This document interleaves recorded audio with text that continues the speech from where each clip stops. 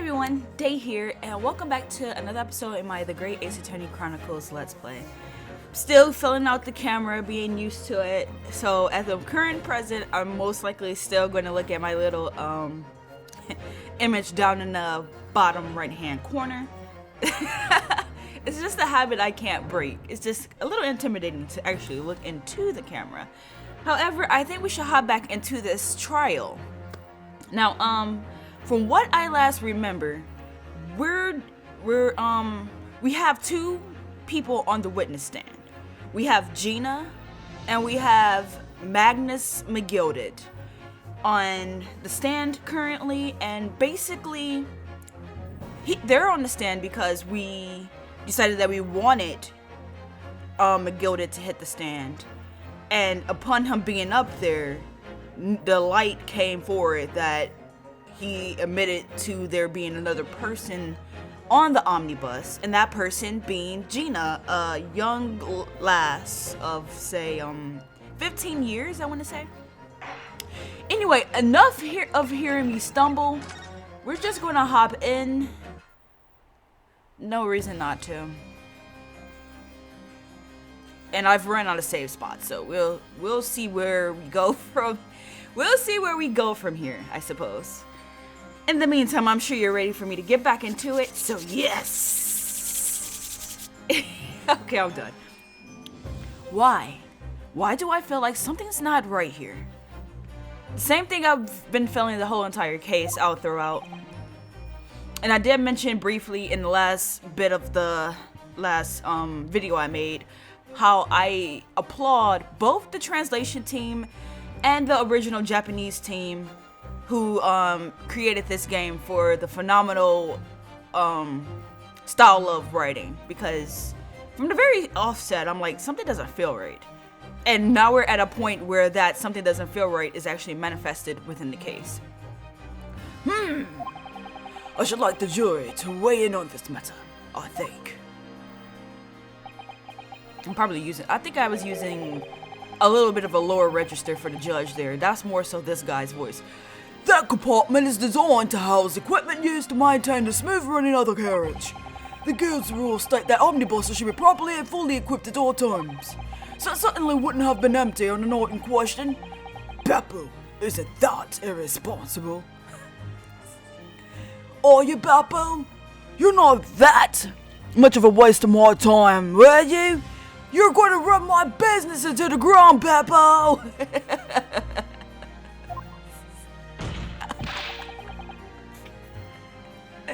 He slammed his canister. That morning let it fly, son. The pig pass a line. Line, I say. Oh no. It's happening all over again. They're taking a small bit of information and they're practically being swayed by that, and now they're utilizing it to make a decision. I can't believe I was nearly taken in. The stinking rich always stink us. Nothing but cowards, the lot of them. What? Oh no. Oh no. It's a trick. Of course it's a trick. I ain't gonna be swindled no more, you hears me? No more, I say. I feel like the guy with the knife has said very little this whole trial. Quite so. I must concur here. Oh, so they're all just switching their votes now. This is literally what happened earlier. Twice. First, this happened already. Then they were swayed to switch their votes and white knight the guy. And now to seeing him innocent. Now here we are again, leaning towards a blackened state of thought process. It's Danganronpa.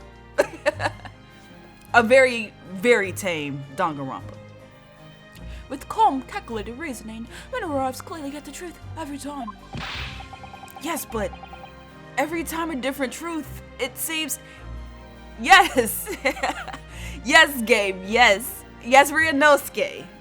This is exactly correct. any time. They just casually sway to and fro like the tides of the water or the breeze of the wind.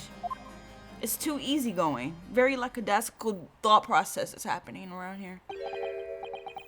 My lord, I humbly exhibit the skills of justice. Fickle, ultimately pointless, and overall exasperating. Clearly, a verdict of not guilty at this time would be wholly inappropriate. Thank you, counsel. But before we proceed any further, there's the matter of the outstanding cross-examination. Yeah, that's the thing. We haven't even cross-examined appropriately for this decision to just manifest the way it did. Counsel for the defense, begin your questioning of the witnesses, please. Yes, my lord. What just happened? The whole balance of the trial just shifted almost beyond recognition. I would not say beyond recognition. It shifted to how it was literally when we first started cross-examining the witnesses. It's not beyond recognition. We've seen this before. The Reaper of the Bailey is at work, it would seem. He really does look like Phoenix. Like, that side profile is very Phoenix. Von Zeeks is over there deliberating in his mind, I guess. What the girl saw. So I snuck aside the carriage before they hooked up the horses, just like always. But it was a right waste of time. I got nothing to show for my troubles that night. I'll tell you, you can't say a blind thing in a hiding place. It's pitching there.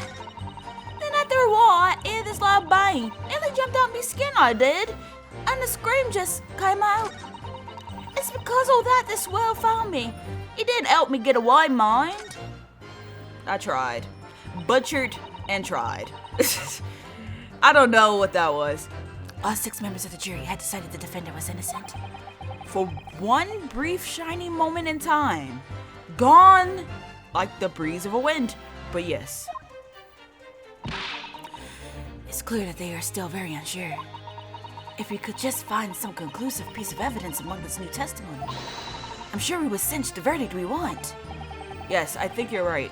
And I have this niggling feeling. Something's bothering me, but I just can't quite put my finger on it. I've read all this before, haven't I? Okay. Let me just press. Sorry if that was a rehash. So you were already in the omnibus before you even set off on his run. Oh yeah. I mean, what's the point of spending a Joey to make a few bob, eh? That's a rum idea, isn't it? Spending a Joey to make a few bob. Bob and Joey has to be a TV show now. I suppose she means there's no point spending money to make money. It actually makes sense. It does and it doesn't. It truly depends on the scenario and the situation. As far as art goes, sometimes you have to spend some money in order to flourish in that field. Consul, may I remind you that this girl is a petty thief, can only refrain from entertaining her tenants. Well, that does clear up the little mystery of the fares and all. 4 paying passengers at 5 pence apiece, making it 20, to which the cabman testified. Okay. And 1 little scapegrace riding for free. I guess. The red cock of a driver always goes for some good up before his last run, you see. Mr. I don't make enough, hence the reason he charged 5 pence for everyone in the first place, went to get some grub before his last run. I mean, I'm not saying the man should starve, but he's literally fleecing people out of an extra coin so that way he can have 4 extra coins in his pocket. So that's when I'll slip into the carriage and get myself hidden under the seat. Nice and easy, right? But your hiding place is a storage compartment full of equipment for the coach. No.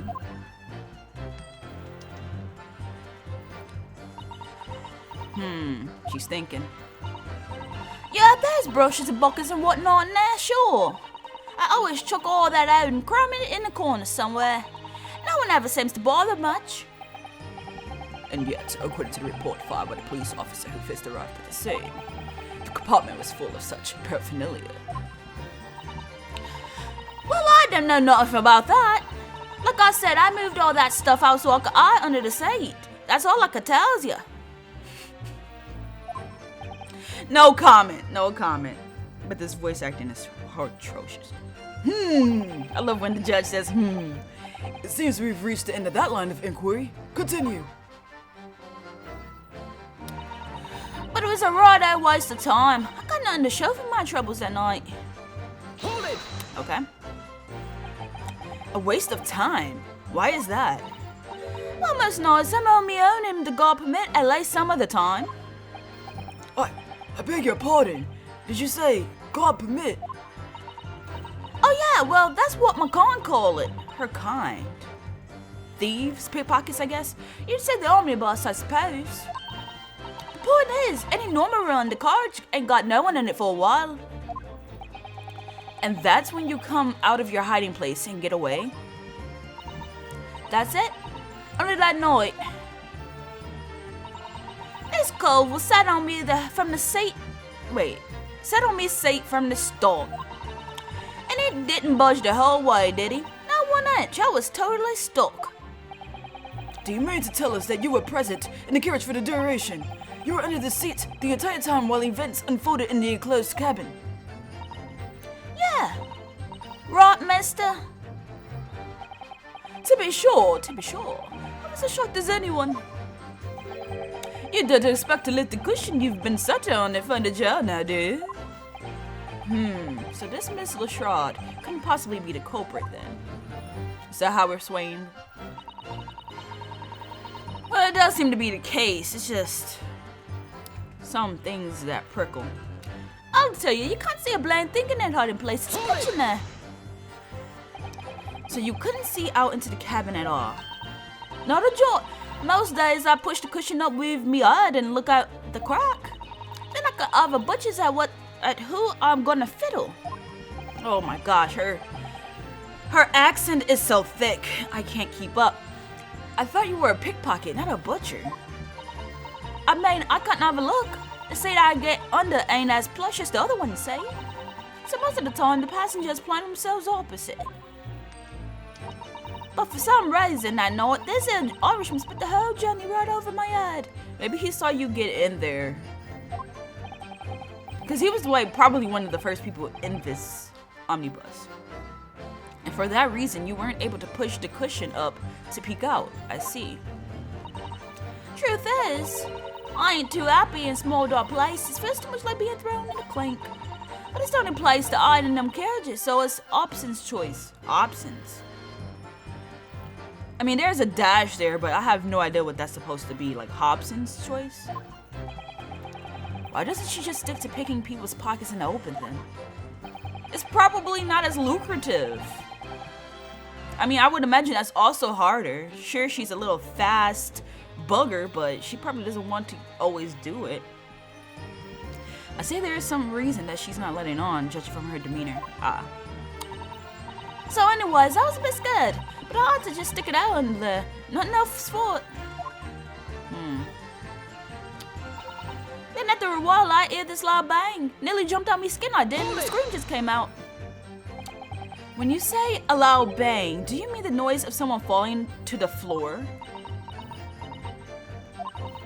Could have been, I suppose. I don't remember so well. Point is, it made me jump. And you let out a scream involuntarily. That's right. And then I felt the cushion over me get lighter all of a sudden. Presumably when the defendant got up in order to help the victim.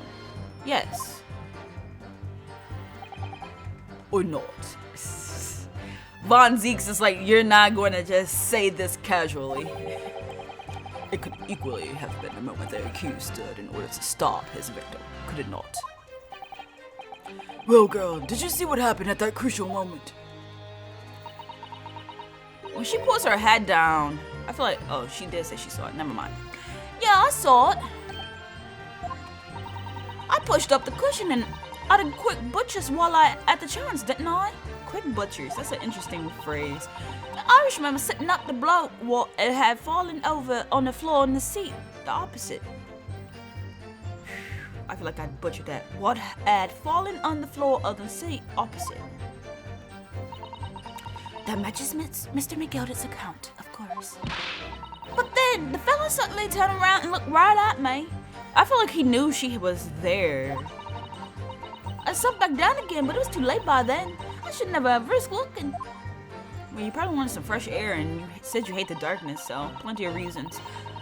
It's because of that Swerve found me. It did help me get away, mine. Okay. And when Mr. McGilded discovered you, he pulled you out from your hiding place. I was scared stiff, I was. Dragged me out and sat me down and said no. Next to the victim, Mr. Mason. Yeah, the bloke had a knife in his guts. He was still bleeding. Then the carriage lurched a bit, and he ended up falling onto me. Ugh, how awful! Like that part still bothers me. Like you decided to put her next to the corpse. Gee. Like I don't think I would be the same person if that ever happened to me. Both my aunts got covered in blood. It made me feel sick as a dog. Both her hands covered in blood. That must be what the rooftop passenger saw. After that, I believe you talked with Mr. McGilded for a while. Is that correct? He asked me some stuff. Wanted to know me name, what I was up to and all that. Then I heard something from up above. Someone screamed. Yes, Mr. First on the roof deck, one would presume. I love that the judge is knowledgeable about the events of the case. I don't know. I just like that he is very conscious of what goes on and he can follow the proceedings. It's really a nice touch. Well, I didn't want no one saying my face, so I didn't look up. Then the horses were drawing up smartish and this Irishman says to me, "Get back under the seat. I'll see that you can get away later."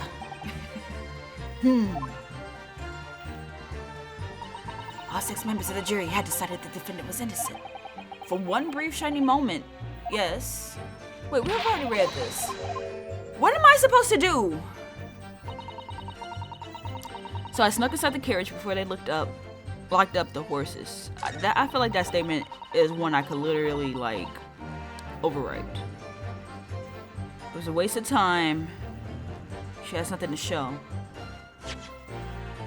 Like out of the evidence we have, the ledger means nothing. The autopsy report, I feel like I could roll that out. Maybe the picture, and maybe the omnibus. These would be the only 2 pieces of evidence I feel correlate in any way to any bits of her testimony. I think. I'm gonna have to go over some. A waste of time?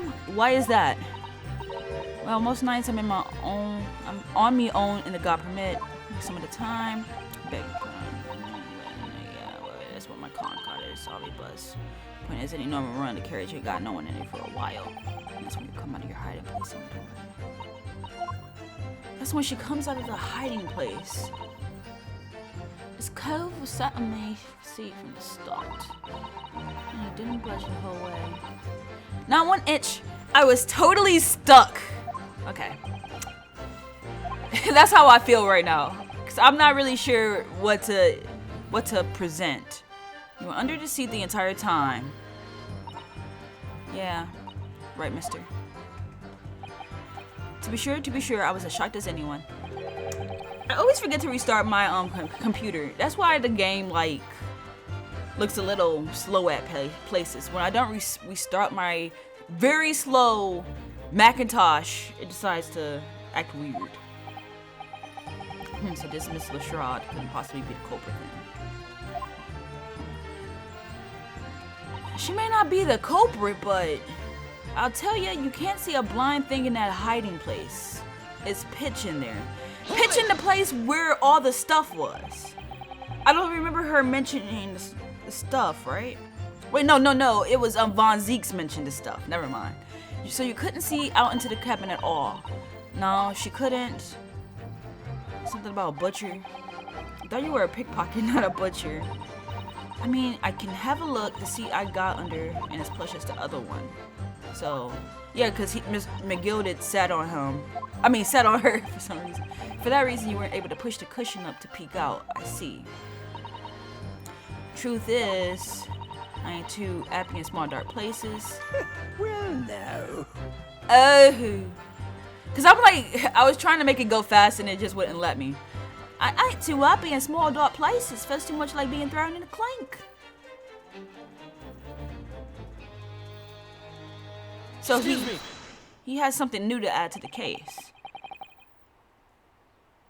I keep forgetting about that aspect. Because I'm fairly certain I pressed on all these statements.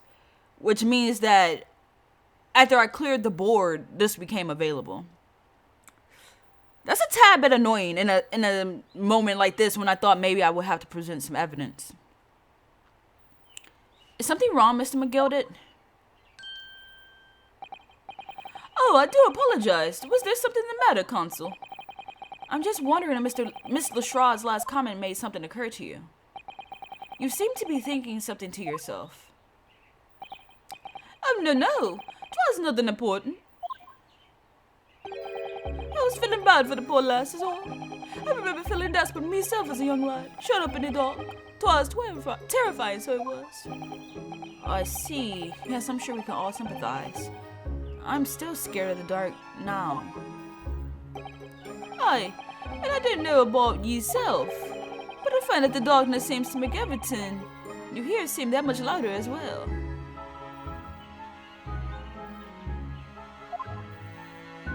Where is he going with this? Yeah, I suppose it does, maybe. Is he trying to lead her? Is he trying to lead her thought processes right now? Miss Leshraud, did you hear something that night? Anything? An unusual noise, perhaps?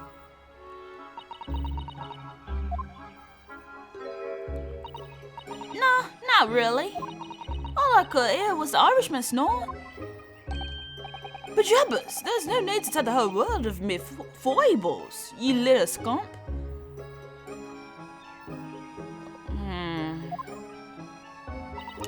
What a pity. If only Miss Leshraud had heard something that might have given us a vital new clue. Yes. What should we make of that last statement of hers? Since we have nothing else, it's important. My lord, I believe the statement just made by the witness is profoundly important. Profoundly important? But all she said was that she heard nothing. Yes, which is the profoundly important point. I'm almost sure of it. Didn't earlier she say she did hear, like, when the victim fell over? I'm almost sure that I don't understand the inner workings of your Eastern mind, Consul. Nevertheless, Miss Gina Leshraud, you will supplement your formal testimony by repeating that last statement, please. What? Supplement? What are you on about? Don't give me all that fancy talk. I know what you're trying to do, but it won't work on me. That's right. Insult the judge. Always a good move. I was straining my ears to work out what was going on, but all I could hear was the snoring. Hold it! The snoring. So you were straining to hear what was happening the entire time, since the moment you hid yourself. Not exactly, no. Sorry. Well, there was no one in the cabin to start with. I could just push the cushion up and other butchers to see what was what.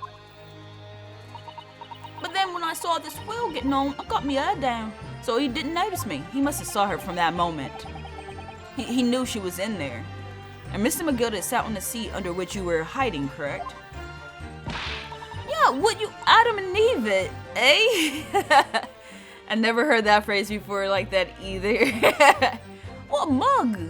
He probably saw you. He saw you the second time you did it, so therefore he might have noticed when the first time you did it and decided to sit over your head.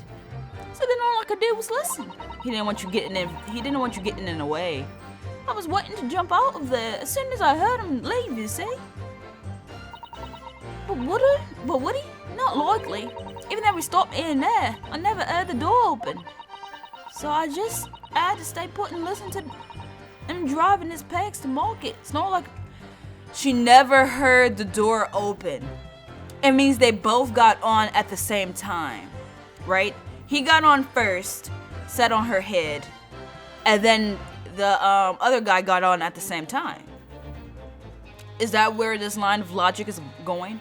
So I just had to stay put and listen to him driving his pigs to the market. It's not like an old dog he was. See, he's just like, yes, just, are there any conclusions we can draw from that, I wonder? I'm gonna say it doesn't add up. The whole, there's that one point that niggled at me. Miss Lestrade. What? Oh, I pressed the button too fast. What you just said is clearly at odds with the facts. Is generally what I guess he must have said. Ah! At odds. Are you sure, man? Are you sure, man? Absolutely. It seems my learned Nipponese friend is not as dull-witted as I feared. Well, he called us learned. I appreciate that, I guess. Maybe. Von Zeeks.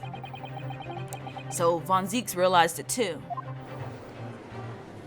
I love when they show the animation from a different angle and it's still that pose they had previously. Consul, I must insist that you bolster your claim with evidence, or some complicit party's name at the very least. Yes, my lord. I expect you to demonstrate this alleged contradiction to the court. According to Miss Lestrade, while she was hiding in the omnibus that night, she heard nothing but the sound of Mr. McGilded snoring. But think, Ryunosuke, think. There's something else she should have heard.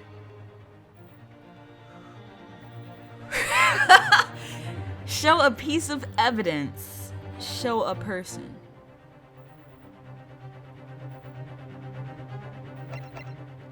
I'm going to show a person, and I'm going to show the brickmaker. Very well, my lord. Allow me to elaborate. It may be wrong, but I'm going to go. On a particular sound that Miss Lestrade could not have failed to hear on the night in question. The sound very clearly explained by the presence of the following person. Take that! Thrice Fired Mason. Okay, this seems to be the right way to go. Yes, my lord. The sound that Miss Lestrade cannot have failed to hear is that of the victim, Mr. Mason, boarding the omnibus.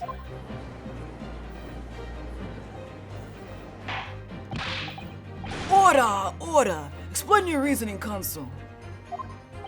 Miss Lestrade, allow me to confirm something. You claimed earlier that you were the first person on board the omnibus. Is that correct? Yeah, of course I was. Got on while the driver was in the pub, didn't I? And the next person to board the omnibus was Mr. McGilded? That it was. Another soul was in the cabin when I climbed aboard. They got on together, is my only guess.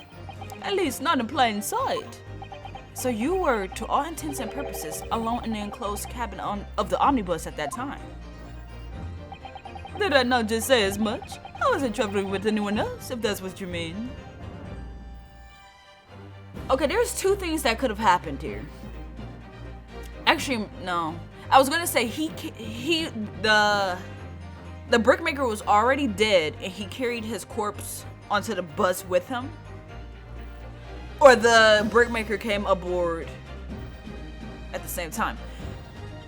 I'm only saying that because if she did only hear when the brickmaker fell on the floor, he was already dead, which means that no one stabbed him, right? This is getting ridiculous. This is getting very ridiculous. Yo, I saw him get on, remember? Did a crack under the seat cushion, but after that he sat on your head. He was on his own, I'm sure. Okay, so therefore that rules out the whole he carried a dead corpse aboard. And from what we've heard, the carriage made a number of stops after that on its onward journey. During which time did you not hear the door opening or closing at all? No, never heard it. That's exactly what I was listening for, wasn't it? Waiting for this will to leave.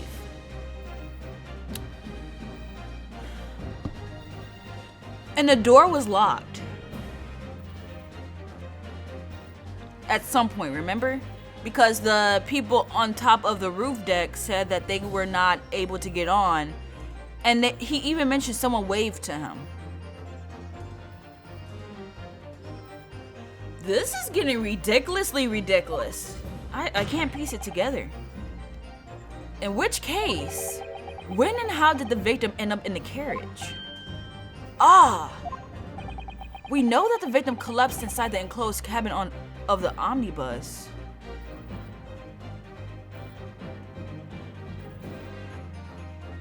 They're going to say that they dropped him from the roof, aren't they?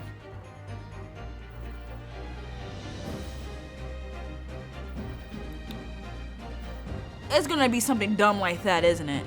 But wait, because you could open it from the outside, couldn't you? It was like, see, there's two things I learned when I examined that Omnibus, which I'm about to look at right now. It was that this window opens from the inside or the outside. You can certainly see inside the carriage through this opening, that's for sure. Listen, there's a lamp in the enclosed cabin, so I'm sure the witnesses would have been able to see quite clearly. It's not good for us. Okay, I have to go inside. I remember him mentioning the latch to the window.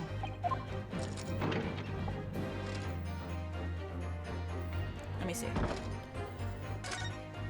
Because there's no latch on the inside. It's quite a large skylight, and there doesn't appear to be a handle or catch of any description.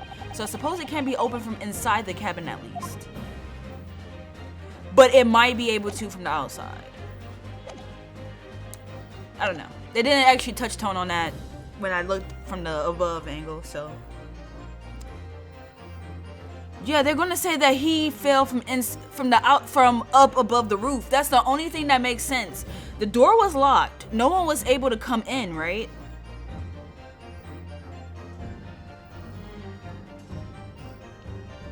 But why wouldn't McGilded mention that? Like, he was like shocked to see a body appear from out of nowhere. I don't know. Therefore, Miss Lestrade's testimony about what she did or not hear is at odds with the facts. Ah!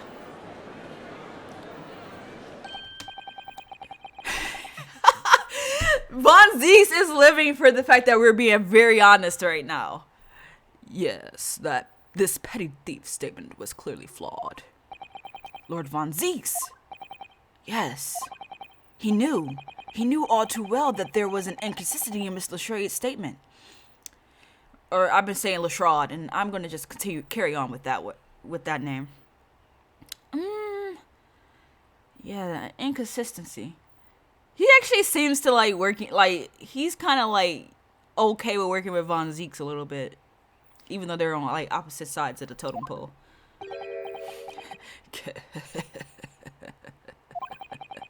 It would seem words of thanks are in order for my learned friend.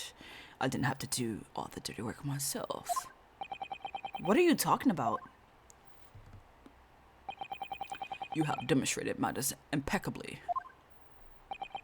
This witness and her colorful statements are entirely unreliable. Her words are convenient untruths, nothing more. Oh, I thought he might. No, see, the thing is, how could a victim possibly not have boarded the omnibus? That makes no sense whatsoever. And this girl is a pickpocket. Let's not forget that.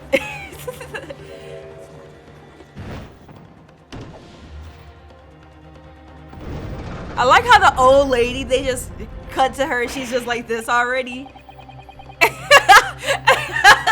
No, she didn't even say anything. I didn't want to judge the little mite just because she has some rather naughty ways. But I must say. But you're not just judging her. You do realize you're also judging McGilded, who is actually the one we're getting ready to incinerate over a ball of fire. You do realize this, right, juror number 6? I can't buy liars. and neither can I. Mr. Foreman, we already knew juror number 1 was gonna... He was gonna throw in the towel on this whole scenario. I didn't want to judge the girl just because she has some less than salubrious ways. But I must say, can I boy liars? You just said the exact same thing juror number 6 said.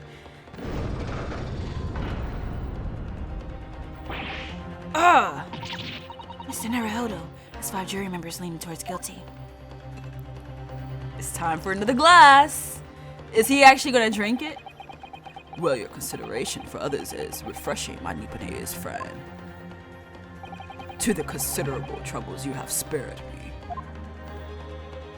Yeah, after I tape this video, I'm gonna have to refresh. So that way things load a lot better than they are now. Yes, very refreshing. Ah! God, what are you playing at? Have you forgotten who you're working for, you useless Easter and Ramadan? This is carnage.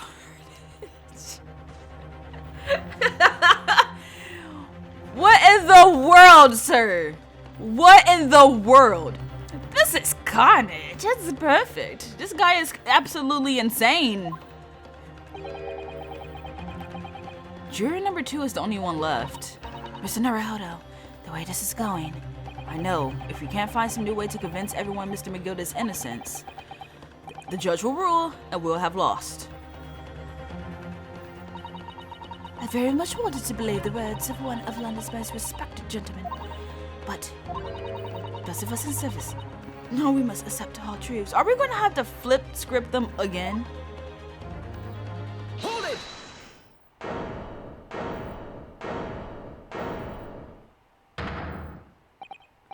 Yes, the witness's last statement seems to have revealed a critical inconsistency in her story. However, if we consider the possibility that her statement is in fact the truth, it may shed an entirely new light on this whole case. What are you saying? I just pretty much came up with that idea. He was always on the roof deck. The door to the outside was locked. Guessing McGilded locked it for some reason. Like, I didn't even consider that as a possibility at first. What are you saying? Consul! I'm sorry, sir. Whatever do you mean? Consul, I will not tolerate you attempting to prologue my education. Adjudication. Explain yourself at once. When the accused boarded the omnibus on the night in question, the victim was nowhere to be seen. Subsequently, the carriage door was not heard opening a single time, as testified by the witness in the stand. And yet the victim's body was found inside the carriage. If this pay thief's words are to be believed, how do you explain the victim's miraculous appearance inside the cabin of the omnibus? Is he gonna slap his cheeks? There's only one way to explain how the victim came to be inside the carriage. He was put there.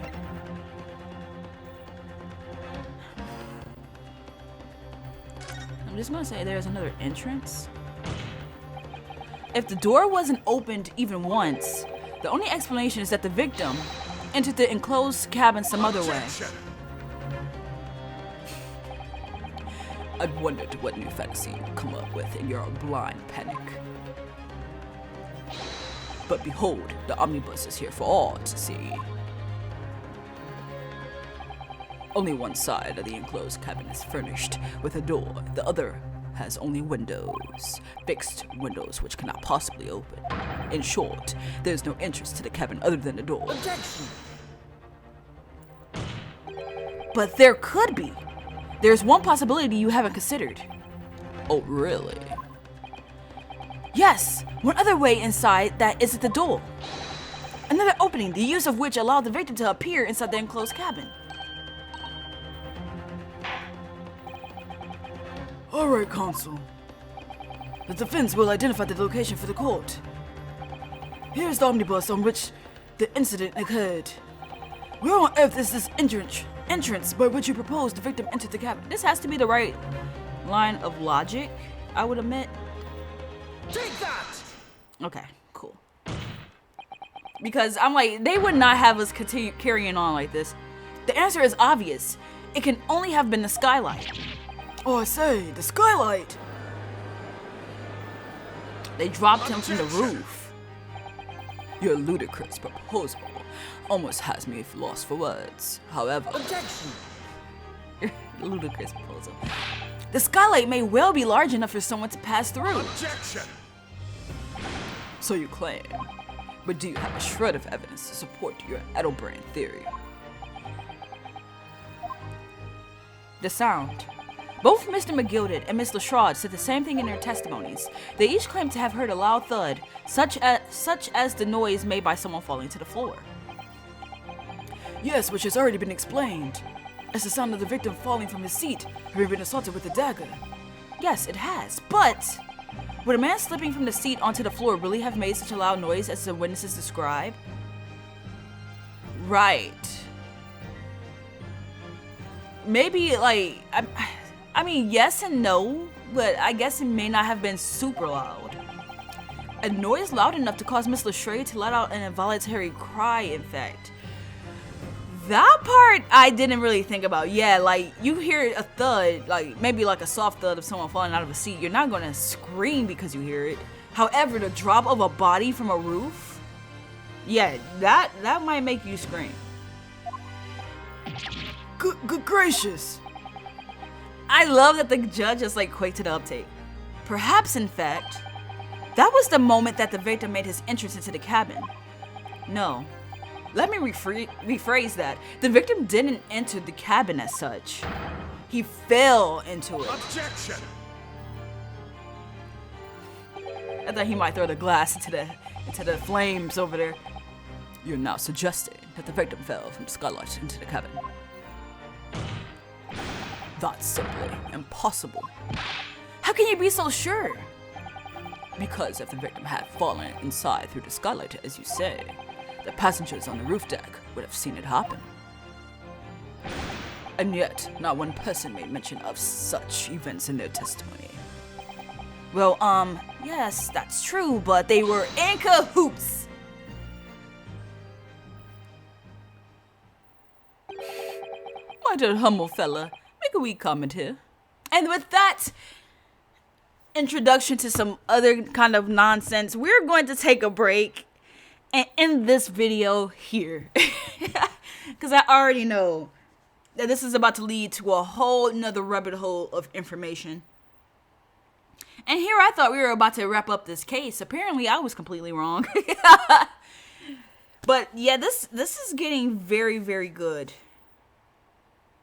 I am no closer to the truth than I was like a while ago. I have no idea in which way this case is going to go. He fell through he fell through the roof. But that also would mean that the two people on the deck were in cahoots. I mean, because up to this point, we came to certain glimpses of information based off of their testimonies, right? And their testimonies, for the most part, line up. Which means that under those conditions, they would have to be in cahoots. I have no idea what's going on anymore. I never knew, but I am completely, absolutely flabbergasted by the way this case is going. I don't know. I mean, it would be kind of cool if they make it so that way both witnesses were in cahoots. I don't think that's ever been done before. But I don't know. We will glean more information in the next episode, I believe. I don't even know if the next episode will be the last one at this point. They are throwing some very hefty, very chunky cases at us. And I'm actually okay with that, really. It's just it's always a roller coaster in the Ace Attorney realm. But thanks so much for watching. I appreciate it. I hope you all enjoyed this episode. I feel like There were a couple of instances of new information. I almost thought I was going to get stuck at one spot. Thankfully, that didn't happen because I was very unsure about what evidence to present. But in the meantime, I hope you all have a great and wonderful day. And thanks so much for watching. And stay tuned for the next episode. Have a good day. Bye.